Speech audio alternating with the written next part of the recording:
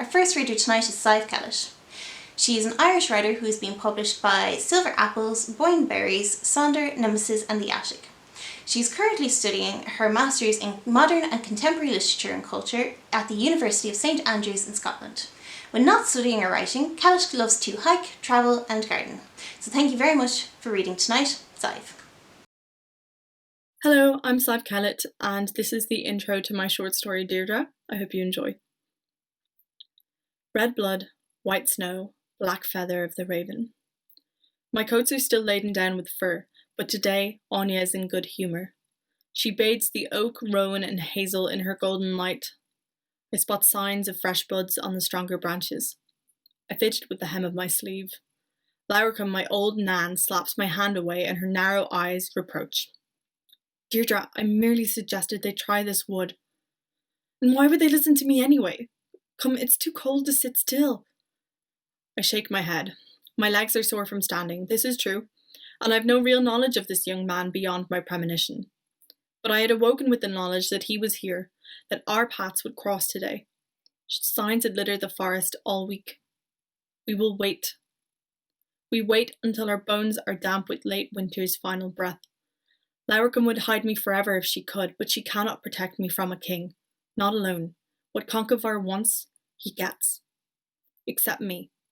He will not get me. If this is what my parents desire, the first mistake was raising me among the wood.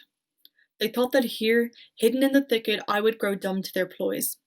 They forgot all the plants that I learned by name. All the skills sent down by the forest, the call of the wolves at harvest moon, my intuition was here exposed, neither covered up nor stifled by civilization. They hoped for a doll, but what they forged instead was an untamed druid. I hear deep, lilting accents. A man sings.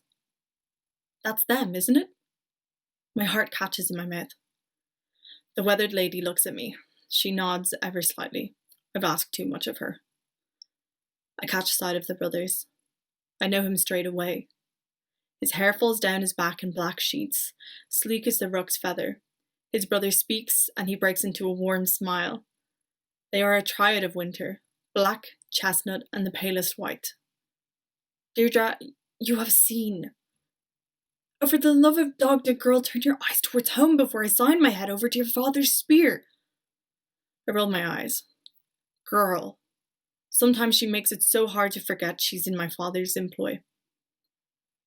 My father will never know, old woman. I just want to speak with him. A panic swells in my breast at the idea I could allow them to pass.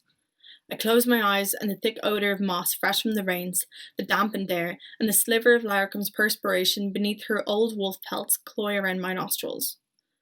The woman had worn the coat to death. Must I smell it longer? Must I bear its scent lingering about my life forever?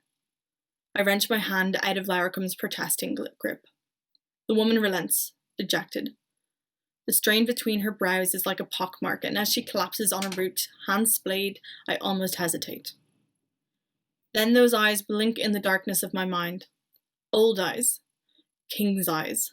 Eyes that leer and swallow me whole until I'm nothing but a quenched out smattering of embers. I've been running from those eyes my entire life. I continue through the thicket, stalking the young men who remain blissfully unaware that they are being watched. Anla, if I recall Lauricum's description correctly, is the younger brother with hair the colour of polished conkers, which leaves Arden to be the brother of the white hair.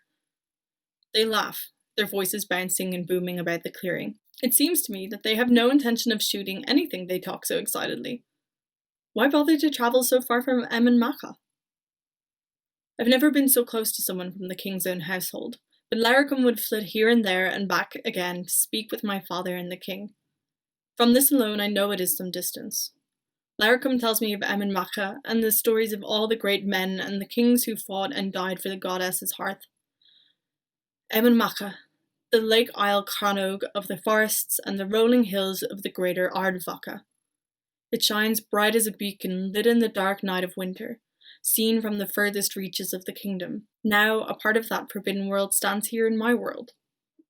What was I to do with it?